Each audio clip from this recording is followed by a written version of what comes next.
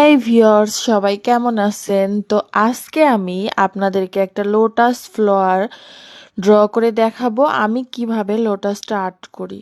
তো শীতের কারণে আমার মেহেদিটা একটু মানে হয়ে গেছে, একটু কম বাইর হইতেছে। তো যাই হোক, এটা ফ্রিজে ছিল। তো প্রথমে আমি একটা কলি এঁকে নিব লোটাসের, তারপরে চারপাশে পাপড়িগুলো দিয়ে দিব সুন্দর করে। তারপরে হচ্ছে নিচে আরও তিনটে তিনটে করে 6টা পাপড়ি দিয়ে দিব। তারপর এই তো আমার লোটাস স্টার্ট করা শেষ। এখন আমি এটাকে ফিল করে নিব।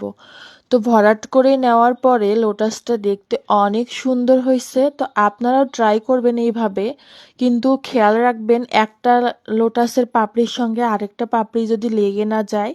তো সুন্দর করে এভাবে ড্র করে নিলেই হয়ে যাবে একটা সুন্দর লোটাস ফ্লাওয়ার। তো কার কার আমার মতো লোটাস আর্ট করতে ভালো লাগে কমেন্ট করে জানাবেন কিন্তু। আল্লাহ হাফেজ।